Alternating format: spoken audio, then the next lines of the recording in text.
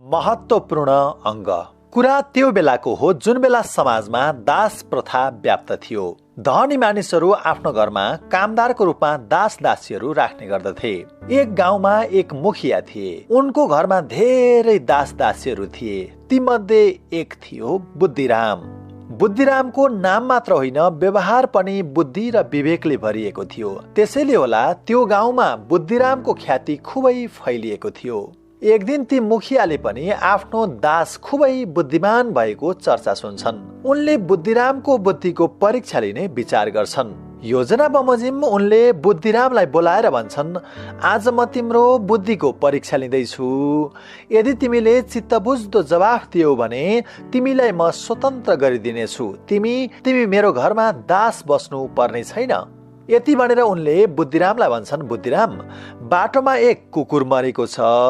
त्यसको जिउबाट यस्तो अङ्ग काटेर ल्याऊ जुन अङ्गले मानिसलाई महान बनाउँछ। बुद्धिरामले तुरुन्तै कुकुरको जिब्रो काटेर ल्याउँछ र मुखियालाई देखाउँदै भन्छ, मानिसलाई महान बनाउने उसको जिब्रोले हो मालिकज्यू। अनि फेरि मुखियाले भन्छन्, अब मानिसलाई सबसे बढी दुःख दिने अङ्ग काटेर ल्याउ त। ऊ तुरुन्तै कुकुरको लास नजिकै जान्छ, एकछिन विचार गर्छ र फेरि अघिकै जिब्रो ल्याएर मालिक छेउ आउँछ। उसले मुखियालाई भन्छ, ए हजुर, मानिसलाई सबसे बढी दुःख दिने अङ्ग पनि जिब्रो नै हो। मुखियाले कसरी जिब्रोले महान बनाउँछ र कसरी जिब्रोले नै दुःख दिन्छ प्रमाणित गर्ने चुनौती दिन्छन्। तब बुद्धिरामले भन्छ, जुन मानिसले कुन ठाउँमा के बोल्ने र कसरी बोल्ने जानेको हुन्छ त्यही मानिस नै यस संसारमा महान बन्न सक्छ। त्यस्तै मानिसको महानता उसले कति मिठो बोल्छ भन्ने कुराले पनि त बताउँछ। तर जसको जिब्रोले मिठो बोल्न जान्दैन अथवा जसले जे पायो त्यही बोल्दै हिँड्छ उसले सधैँ दुःख पाउँछ। त्यति मात्र होइन कि जसको जिब्रोले सधैँ मिठो मिठो मात्र खान खोज्छ उसलाई पनि छिट्टै रोग लाग्छ र उसले दुःख पाउँछ। बुद्धिरामको कुरा मुखियालाई निकै चित्त बुझ्छ।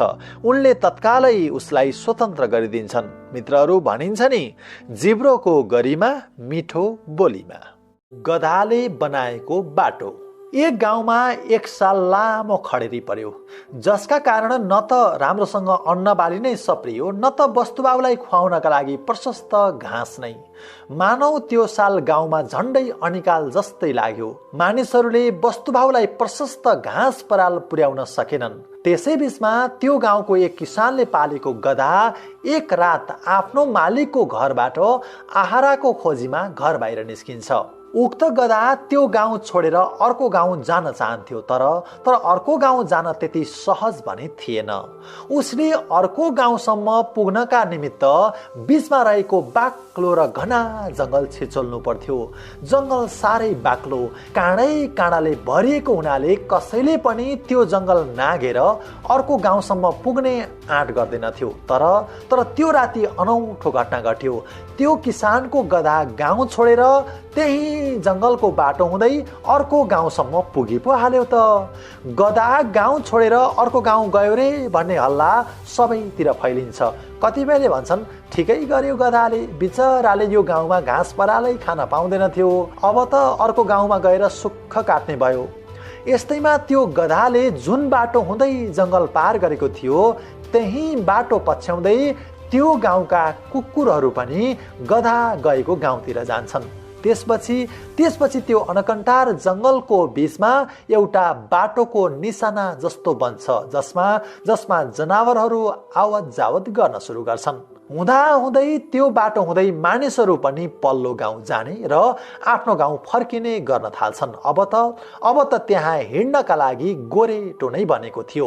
मित्रहरू, समय धेरै बितिसकेको थियो। बुढा पुरानाहरू मरेर नयाँ नौजवानहरू गाउँमा हुर्किँदै थिए। गाउँमा विकासको लहर पनि चल्दै थियो। यस्तैमा एक दिन सरकारले त्यो गाउँलाई अर्को गाउँसम्म जोड्नका लागि जङ्गल बीचमा मोटर बाटो बनाउने निर्णय गर्छ।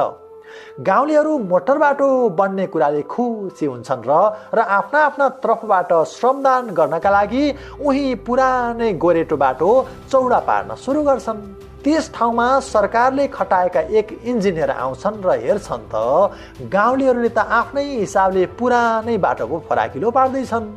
तब ती इन्जिनियरले भन्छन्, गाउँले दाजुभाइ दिदीबहिनीहरू, तपाईहरू पहिले जुन गोरेटोबाट हिँड्नुहुन्थ्यो नि, त्यो गोरेटोबाट हामी मोटर बाटो लैजाँदैनौँ, किनकि त्यो साह्रै लामो र घुमाउरो पर्छ।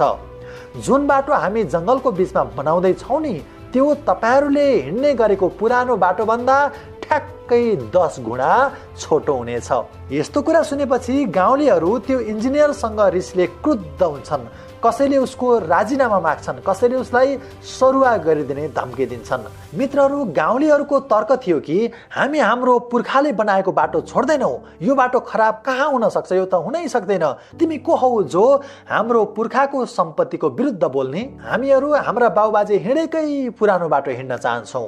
यस्तैमा त्यस गाउँका सबैभन्दा बुढो जस्तो देखिने एक व्यक्तिले सबैलाई शान्त पार्दै भन्छन्, आदरणीय जनसमुदायहरू, इन्जिनियर साहबले भनेको कुरा सोरै आना ठिक हो। हामीले हिँड्ने गरेको पुरानो बाटो साह्रै लामो र घुमाउरो छ, किनकि यो बाटो एक गधाले बनाएको थियो र आजसम्म हामी त्यही गधाले बनाएको बाटोमा हिँडिरहेका छौँ। जब ती ज्येष्ठ नागरिकले त्यो बाटोको पछाडि लुकेको पुरै कथा भन्छन्, तब सबै गाउँलेहरू लज्जित हुन्छन्। लज्जित यो कुरामा कि आफूहरूले आजसम्म कुनै छिटो छरितो नयाँ बाटोको खोज नगरेर एउटा गधाले बनाएको बाटोमा वर्षौंदेखि हिँडिरहेका रहेछौँ पो भनेर। मित्रहरू, कथाको अर्थ यो हो कि कुनै पनि कुरा पुस्तौंदेखि चलिआएको छ भन्दैमा त्यो कुरा आजको समयमा पनि उत्तिकै सान्दर्भिक हुन्छ भन्ने छैन। कुनै पनि कुरालाई अझ राम्रो बनाउन त्यसमा सृजनशीलता जोड्नु पर्दछ र समयानुसार परिमार्जन पनि गर्न सक्नु पर्दछ। अनौठो जाँच। एउटा कलेजमा पढ्ने 4 जना विद्यार्थीहरूको कथा हो यो। आफ्नो आउँदै गरेको परीक्षा तयारी गर्नुको सट्टा अघिल्लो रात उनीहरू मस्त मदिरा पार्टीमा रमाउँछन्। भोलिको जाँचको वास्तै नगरी रातभर उनीहरूले खुब मोजमस्ती र रमाइलो गरे। तर जब बिहान भयो तब टेन्सन सुरु भयो। अब त उनीहरूको मदिराको नशा पनि उत्रिसकेको थियो। आज त उनीहरूको निकै महत्त्वपूर्ण जाँच छ, तर पढाइ भने पटक्कै गरेको छैन। अब उनीहरूले योजना बनाउन थाल्छन्। केटा हो, बर्बाद भो। 10 बजेबाट परीक्षा छ, राति पढ्नुपर्ने तर पढ्दै नपढी पार्टी गरियो। अब के गर्ने? ती 4 जना मध्ये एकजनाले भन्छ, यसो गरौँ केटा हो, हामी 11 बजीतिर क्याम्पस जाउँ। क्याम्पस चिफलाई भेटेर भनौँ कि हामी सहर बाहिर आफन्तको बिहेमा गएका थियौँ। फर्किँदा बाटोमा कारको टायर पङ्चर भएकोले समयमा परीक्षा दिन आउन सकिएन सर। माफ गर्नुहोस्, हामीलाई फेरि जाँच दिने अवसर मिलाइदिनु पर्यो हजुर हामीलाई। उसको कुरा बाँकी 3 जना साथीहरूलाई पनि ठिकै लाग्छ। उनीहरूले क्याम्पस चिफलाई भेटेर सोही कुरा बताउँछन्। ती क्याम्पस चिफ निकै दयालु रहेछन्, सँगसँगै उनी बुद्धिमान पनि थिए। क्याम्पस चिफले भन्छन्, ल ठिक छ, तिमीहरूले अर्को हप्ता जाँच दिन पाउँछौ र जाँच दिनको लागि तिमीहरू अर्को हप्ता पढेर आउनु। केटाहरू आफ्नो योजना सफल भएकोमा खुब खुसी हुन्छन् र यो हप्ता भने एकदम राम्ररी पढेर जाँच दिन क्याम्पस जान्छन्। ती 4 जनालाई क्याम्पस चिफले 4 फरक कक्षा कोठामा राख्छन् र सबैलाई एउटा प्रश्नपत्र दिन्छन्। मित्रहरू, अनौठो कुरा यो थियो कि प्रश्न जम्मा 2 वटा मात्र थिए। पहिलो प्रश्न थियो, तिम्रो नाम लेख, र यो प्रश्नको अङ्कबार थियो मात्र 1। दोस्रो प्रश्न थियो, अस्ति तिमीहरू चढेको कारको कुन चाहिँ पाङ्ग्रा पङ्चर भएको थियो? यसको अङ्कबार थियो 99। बिचारा विद्यार्थीहरू साह्रै समस्यामा पर्छन्। यहाँनिर उनीहरू 4 जनाको उत्तर फरक आउनेवाला थियो, किनकि कारको टायर पङ्चर भएको कुरा त उनीहरूले झुट बोलेका थिए। वास्तवमा उनीहरूलाई क्याम्पस चिफले झुट बोल्नु हुँदैन भनेर इमान्दारीको पाठ सिकाउन खोजेका थिए। यो कथाको सार यो हो कि यदि मानिस गलत बानीको दास बन्छ भने उक्त गलत बानीलाई लुकाउन उसले झुट बोल्नु पर्ने हुन्छ। जब ऊ एकपटक झुट बोल्छ तब त्यो झुटलाई लुकाउन फेरि उसले जिन्दगीभरि लाखौं झुट बोल्नु पर्ने हुन्छ। यसर्थ असल यो हो कि आफ्नो काम समयमा नै गर्ने र असल बानीको विकास गर्ने। आँसुले निभेको बत्ती। मित्रहरू, एक शहरमा एक बहुतै इमान्दार व्यक्ति थिए। उनको परिवारमा श्रीमती र एक 4 वर्षीय छोरी थिए। श्रीमान, श्रीमती र एक छोरी सहितको यो परिवार बहुत सुखी थियो। एक कम्पनीमा काम गर्थे उनले। जब उनी कामबाट साँझ घरमा फर्किन्थे, उनकी छोरी उनलाई चोकसम्मै लिन आउँथिन्। छोरी बहुत सुन्दर थिइन्। उनले मन्टेश्वरी स्कुल पढ्न थालेको पनि 1 वर्ष भइसकेको थियो। एक दिन जब बाबु अफिसबाट घर फर्किए उनले देखे कि उनकी छोरी त गम्भीर बिरामी भएर सुतेकी छिन्। उनले उपचारका लागि तत्काल छोरीलाई अस्पताल दौडाउँछन्। अस्पतालमा 2 दिन राखेर उपचार गर्दा पनि छोरीको स्वास्थ्य स्थिति पटक्कै सुधार हुँदैन, बरु त्यो झन्झन बिग्रिँदै जान्छ। सुधार होला भन्दा भन्दै तेस्रो दिनसम्म त छोरीको स्थिति झन गम्भीर बन्दै जान्छ। अन्ततः तेस्रो दिन उनकी मुटुको टुक्रा समानकी छोरीले सदाका लागि आँखा चिम्लिएर संसारबाट बिदा लिन्छन्। आफ्नी छोरीको मृत्युपछि ती व्यक्ति यति विचलित हुन्छन् कि उनले आफूलाई सम्हाल्नै सक्दैनन्। उनी आफ्नो अफिस जान पनि छोडिदिन्छन्, मानिसहरूसँग बोलचाल गर्न पनि छोडिदिन्छन्। श्रीमती छरछिमेकीले 1000 प्रयासका साथ सम्झाइ बुझाइ गर्दा पनि उनका आँखा ओभाना हुन सक्दैनन्। उनी हरेक दिन आफ्नो छोरीलाई सम्झेर रोइरहन्छन्। मित्रहरू, एक दिन साँझ पख आफ्नी छोरीकै बारेमा सोच्दै उनी भुसुक्क निदाउँछन्। निद्रामा उनले एउटा अनौठो सपना देख्छन्, जहाँ उनको भेट स्वर्गमा सुन्दर अप्सराहरूसँग रमाइरहेकी आफ्नै छोरीसँग हुन्छ। स्वर्गका ती अप्सरा र परीहरूले सुन्दर लुगा लगाएर रातको समयमा नाच्दै हाँस्दै कुनै मन्दिरतिर गइरहेका थिए। उनले सबैको हातमा हेर्छन् त सबैजनाले बलिरहेको मैनबत्ती समातेका थिए। तर उनकी छोरीको हातमा मैनबत्ती त थियो, तर त्यो जलेको भने थिएन। उनकी छोरी अरूले बालेको मैनबत्तीको उज्यालोमा बल्ल तल्ल कठिनाइपूर्वक हिँडिरहेकी थिइन्। आफ्नी छोरीलाई समस्यामा परेको देखेपछि ती बाबुले छोरीको नजिक जान्छन् र सोध्छन्, नानु तिमीले आफ्नो मैनबत्ती किन नबालेको? तिमीलाई अँध्यारोमा हिँड्न गाह्रो भएको छैन? यस्तो कुरा सुनेपछि छोरीले निराश हुँदै भन्छन्, बाबा मैले आफ्नो मैनबत्ती बाल्न त बाल्छु, तर तपाईँ मलाई सम्झेर आँसु खसालिहाल्नुहुन्छ, अनि त मेरो जलेकै बत्ती पनि निभिहाल्छ। तत्कालै सपना देखिरहेका उनी निद्राबाट जसङ्ग बिउजिन्छन्। उनको निधारमा पसिनाहरू छुटिरहेका थिए। उनले त्यो दिनदेखि छोरीका लागि आँसु बगाउन छोड्छन्। बरु उनको नाममा अनाथ बालबालिकाहरूलाई जीवनभर पढाउने निधो गर्छन्। मित्रहरू, भनिन्छ नि शोकलाई शक्तिमा बदल्नु पर्छ भनेर। हो, जीवनमा कैयौं दुःखद घटनाहरू घट्दछन्। आफन्त र प्रियजनलाई गुमाउन पुग्छौं हामी। तैपनि शोकमा रोएर मात्र बस्नुको सट्टा सामाजिक कार्यहरू गरेर आफ्नो दुःख भुलाउने कोसिस गर्नु सबैभन्दा उत्तम कर्म हुनेछ। दूधको पोखरी। मित्रहरू, कुरा प्राचीन समयको हो।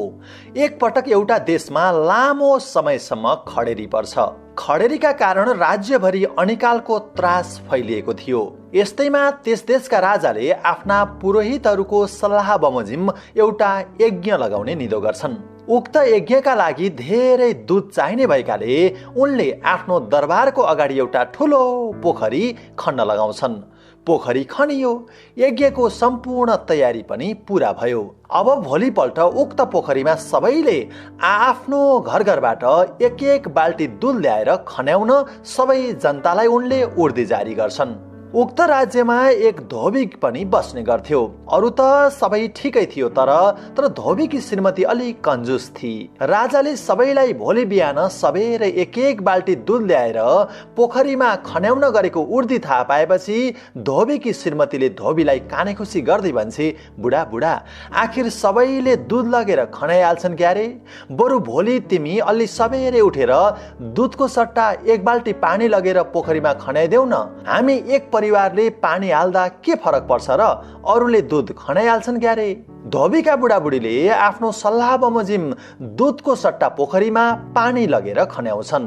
मित्रहरू, भोलिपल्ट सबैले दूध खनाइसकेपछि राजाले कति दूध जम्मा भएछ त नि पोखरीमा भनेर पोखरीको डिलमा आएर हेर्छन् त पोखरीमा एक थोपा दूध छैन। पोखरीमा त पानी मात्र छ।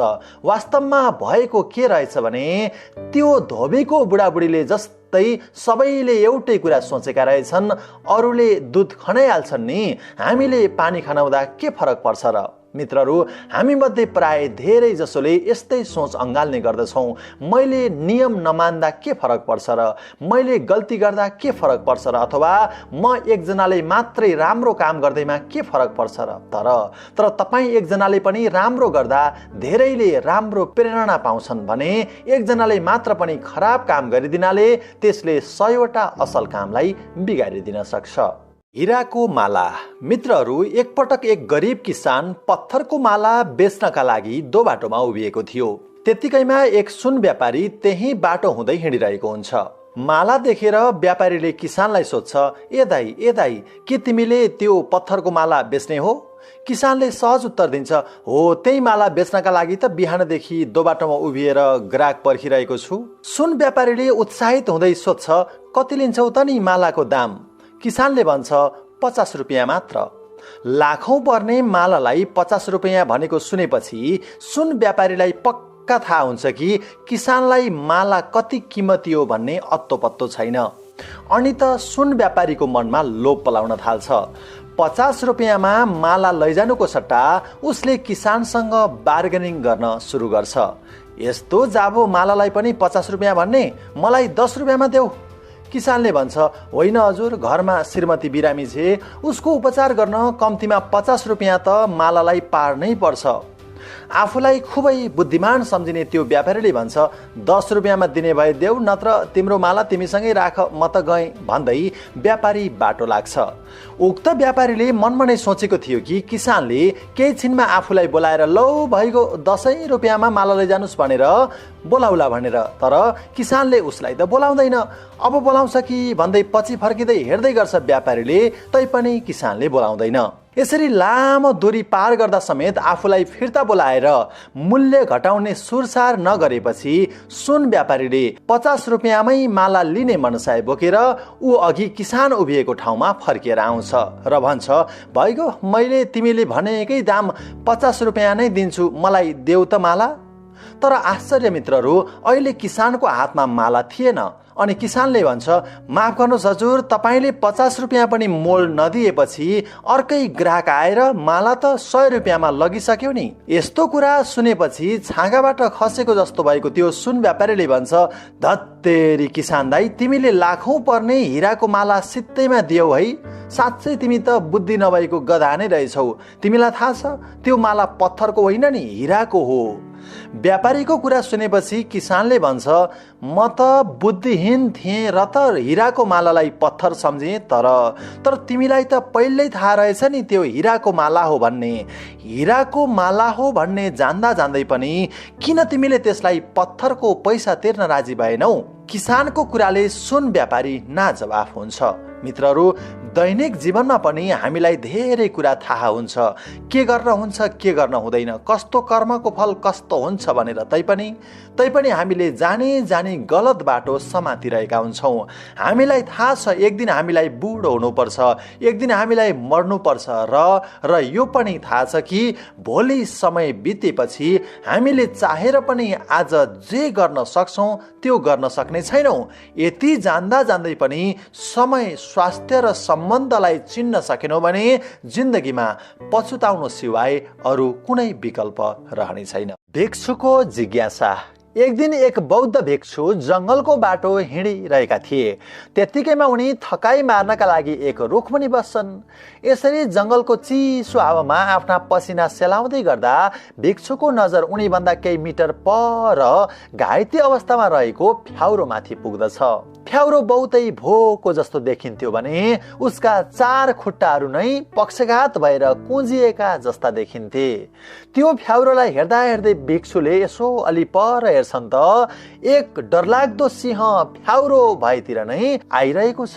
स्वाभाविकै हो, आफ्नो ज्यान जोखिममा पर्ला कि भन्ने डरले ती भिक्षु हतार हतार रुखमा चढ्दछन्। घाइते फ्याउरोतर्फ आइरहेको सिंहलाई देख्दा उनलाई साह्रै दया लाग्दछ, किनकि एक असहाय घाइते फ्याउरो अब सिंहको शिकार बन्दै थियो। उनलाई लाग्यो कि पक्कै पनि सिंहले अब त्यो फ्याउरोको शिकार गर्नेछ। तर मित्रहरू, उनको सोच यसको विपरीत जब उनले सिंहलाई नियालेर हेर्छन् त सिंहले मुखमा ताजा मासुको टुक्रा च्यापेको देख्छन्। हेर्दा हेर्दै त्यो सिंह घाइते फ्याउरोको नजिक आउँछ र उसलाई आक्रमण गर्नुको सट्टा आफूले मुखमा च्यापेर ल्याएको मासुको त्यो ठुलो टुक्रा फ्याउरोको मुख नजिकै राखिदिन्छ। भिक्षुले रुखमा बसेर हेर्दा हेर्दै सिंह भने त्यो मासुको टुक्रा फ्याउरोको नजिक राखेर आफ्नो बाटो सरासर लाग्छ। यस्तो आश्चर्य लाग्दो गतिविधि देखेका भिक्षुले आफ्नो जिब्रो टोक्दछन् र मनमनै भन्छन्, यही त हो आखिर ईश्वर छन् भन्ने प्रमाण। जुन ईश्वरले सृष्टि गर्दछन् उनले पालन पोषण पनि गर्दा रहेछन्। आजबाट मैले पनि यही फ्याउरोले जस्तै किन केही नगरिकन यतिकै रुखमुनि नबस्ने? आखिर मेरो पेट भर्ने जिम्मा पनि त ईश्वरकै हातमा छ, जसरी कि यो घाइते फ्याउरोको पेट भर्ने जिम्मा सिंहले लिएको छ। ईश्वरले चाहे भने त सिंहले पनि त फ्याउरोको हेरविचार गर्दो रहेछ नि त। यति कुरा सोचेर ती भिक्षु एउटा खुला जमिनमा रहेको ठुलो रुखमुनि बस्दछन्, यो आशाले कि उनका पनि सबै आवश्यकताहरू फ्याउरोका जसरी नै आफै पूरा हुन् भनेर। भिक्षु रुखमुनि बस्न थालेको एक दिन बित्यो, उनलाई कसैले खाना ल्याएर दिएन। 2 दिन बित्यो, कसैले खाना दिँदैन। 1 हप्ता बित्यो, हजुर कसैले पनि उनलाई खाएको छ कि भोको छ भनेर समेत सोधेन। आफ्ना उपरमा ईश्वर किन यति निर्दयी भन्ने ठान्दै हैरान भएका भिक्षु महामानव बुद्धको सामु जान्छन् र आफ्नो सबै वृत्तान्त सुनाउँछन्। आफ्नो कुरा चुपचाप सुनिरहेका बुद्धलाई उनले सोध्छन्, भन्नुहोस् त गुरुदेव, ईश्वर आफ्ना प्राणीका उपरमा यति विधि निर्दयी कसरी हुन सक्छन्? यस्तो गर्नु पाप होइन? तब बुद्धले भन्छन्, बिल्कुल पाप हो। तर ए मूर्ख भिक्षु, तिमीले यो किन बुझ्न सकेनौ कि ईश्वरले तिमीलाई एक अपाङ्ग फ्याउरेले जस्तो अरूको बाटो कुरेर बसेको होइन, बरु एक सिंह जस्तो अरूको मद्दत गरेको हेर्न चाहन्छन्। बुद्धका यस्ता कुरा सुनेर भिक्षु लज्जित हुन्छन्। मित्रहरू, हरेक घटनाले विभिन्न कुरा सिकाएको हुन्छ। त्यो घटनाबाट आफूले के सिक्ने भन्ने चाहिँ आफ्नै हातमा हुन्छ। यो कथामा रहेका भिक्षुले सिंह र फ्याउरोको गतिविधिबाट सिंह जस्तै अरूलाई सहयोग गर्ने पनि बन्न सक्दथे, फ्याउरो जस्तै दुखी भएर अरूको बाटो हेर्ने पनि बन्न सक्दथे। जे दियो त्यही पाइन्छ। निर्जन सुनसान जंगलको बीचमा एक मान्छेले आफ्नो साइकल टक्क रोक्यो। उसले देख्यो कि एक बुढी महिला कच्ची सडकको बीचमा आफ्नो गाडी रोकेर यताउता गरिरहेकी थिइन्। साँझ पर्न लागिरहेको थियो। सहजै अन्दाज लगाउन सकिन्थ्यो कि ती महिलाको गाडीमा पक्कै कुनै समस्या आइपरेको हुन सक्छ। झट्ट हेर्दा विदेशी जस्तो लाग्ने ती महिला कुनै सामाजिक संस्थामा काम गर्ने गर्थिन् सायद। त्यो साइकलवालाले सोध्यो, दिदी दिदी, तपाईको गाडीमा समस्या आएको हो? महिलाले जवाफ दिइन्, हो भाइ, यो ठाउँमा म बिल्कुल नयाँ छु, नजिकै वर्कसप पनि छैनन्, कुनै मिस्त्रीको नम्बर पनि छैन मसँग, रात पर्न लागिसक्यो, तर मेरो गाडी बीच सडकमा बिग्रिएर बिजोग भयो, के गर्ने होला? महिला निकै आत्तिएकी थिइन्। त्यो मान्छेले नरम स्वरमा भन्छ, दिदी, हुन त मैले कुनै बेला वर्कसपमा काम पनि गरेको हुँ, कतै मैले गाडी मर्मत पो गर्न सक्छु कि कोसिस गर्छु नि है। महिलाले आशावादी नजरले उसलाई अनुमति दिन्छन्। त्यो मान्छेले गाडी यताउता हेर्यो, 2-4वटा नट खोल्यो, फेरि कस्यो, गाडी मुनि सुतेर उत्तानो परेर खै कुन्नी के हो चलायो। झन्डै 1 घण्टा पछि उकालो मैलो हुँदै उठ्यो र ती महिलालाई भन्यो, दिदी दिदी, एकचोटि गाडी स्टार्ट गर्नुस् त, कतै बनिहाल्यो कि त। ती महिलाले गाडी स्टार्ट गरिन्, नभन्दै गाडी त बनेछ। महिलाको मुहारमा अपार आनन्द र कृतज्ञताको भाव झल्कियो। महिला गाडीबाट झरिन् र त्यो मान्छेको नजिक गएर भनिन्, भाइ भाइ, धन्यवाद छ ल, भन्नुहोस् त, गाडी मर्मत गरिदिए बापत कति ज्याला टक्राउ? त्यो व्यक्तिले मुस्कुराउँदै भन्छ, मैले ज्यालाका लागि काम गरेको पटक्कै होइन दिदी, मैले त हजुरलाई मद्दत पो गरेको हुँ। त्यसमाथि हजुर जस्ता विदेशी पाहुनालाई यसरी मद्दत गर्न पाउनु त हाम्रो भाग्य पनि हो नि। यस्तो कुरा सुनेपछि महिलाले जिद्दी भावमा भनिन्, होइन भाइ, होइन, तपाईले यतिका दुःख गर्नुभएको छ, अलिकति दुखेसो त लिनै पर्छ, भन्नुहोस् कति रुपियाँ दिउँ? महिलाले साह्रै जिद गरेपछि उसले भन्छ, ठिकै छ दिदी, सहयोगको कुनै मूल्य नै हुँदैन, मूल्य हुने त व्यापारको पो हो। यदि मेरो कामले हजुरलाई साँच्चीकै सहयोग मिलेको छ भने तपाईँले पनि कुनै आपद विपद परेको व्यक्तिलाई सहयोग गर्नुहोला ल, त्यो सहयोग नै मेरो कर्म तिरे बराबर हुनेछ। महिलाले धन्यवादको हात हल्लाउँदै गाडी स्टार्ट गरेर अगाडि बढ्छिन्। गाडी एकैछिनमा घुम्ती नागेर टाढा पुग्छ। एकैछिनमा त्यो गाडी पनि दृश्यबाट अलप हुन्छ। मित्रहरू, साइकल यात्री बिस्तारै आफ्नो घरतिर लाग्छ।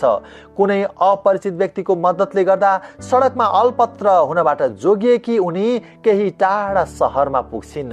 उनलाई एकदमै भोक लागेको थियो। उनले आफ्नो गाडी एक होटलको आँगनमा पार्क गरिन् र होटलभित्र प्रवेश गरिन्। होटलमा उनको सेवाका लागि एक वेटर महिला खटिएकी थिइन्। ती महिलालाई काम गर्न गाह्रो भएको थियो किनकि उनी गर्भवती थिइन्। पेटको साइजले नै भनिरहेको थियो कि उनको सुत्केरी हुने मिति छिट्टै नजिक आउँदैछ।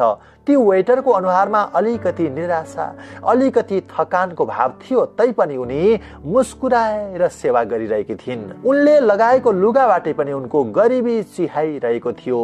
खाजा खाएर निस्किने बेलामा ती महिलाले ती गर्भवती वेटरलाई 5,000 रुपियाँ टिप्स दिन्छन्। यतिका धेरै पैसा टिप्स स्वीकार गर्न अप्ठ्यारो मानिरहेकी वेटरलाई ती विदेशी महिलाले ढाडमा थप्याउँछिन् र पेटतिर संकेत गर्दै भन्छन्, नयाँ आउने सन्तानका लागि यो 5,000 खर्च गर्नु ल।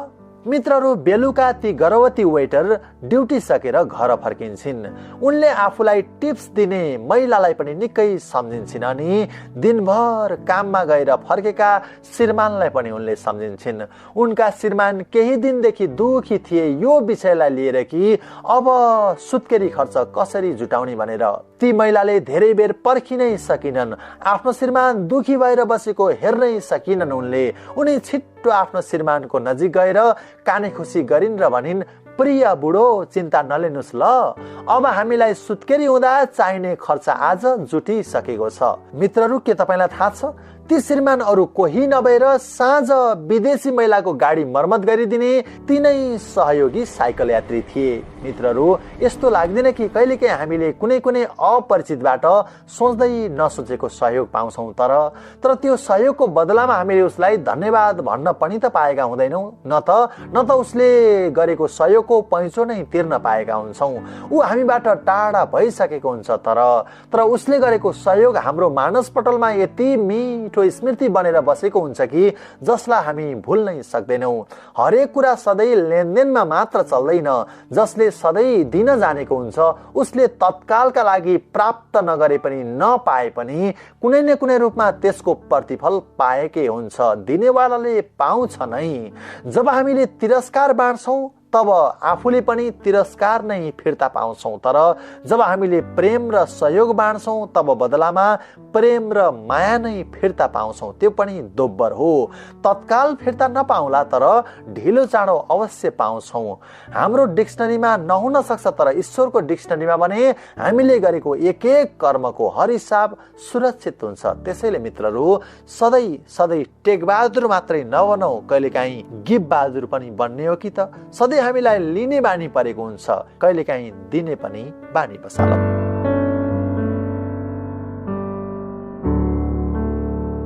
गधा सिंहासनसम्म कसरी पुग्यो? एकपटक कुकुर र गधा बीच अनौठो प्रतियोगिता भएछ, जस अनुसार जो छिटो दौडिएर सिंहासनमा पुग्दछ उसले नै सत्तामा बसेर राज्य गर्न पाउँदछ। तोकिएको दिनमा दौड प्रतियोगिता सुरु भयो। कुकुर दौड जित्ने कुरामा ढुक्क थियो, किनकि उसलाई मनमा नै थाहा थियो कि ऊ गधा भन्दा त स्वतः नै निकै तेज गतिमा दौडिन सक्दछ। तर कुकुरलाई के थाहा कि हरेक गल्लीमा कैयौं अन्य कुकुरहरू छन् र उनीहरूले उसलाई अगाडि जान पटक्कै दिँदैनन् भनेर।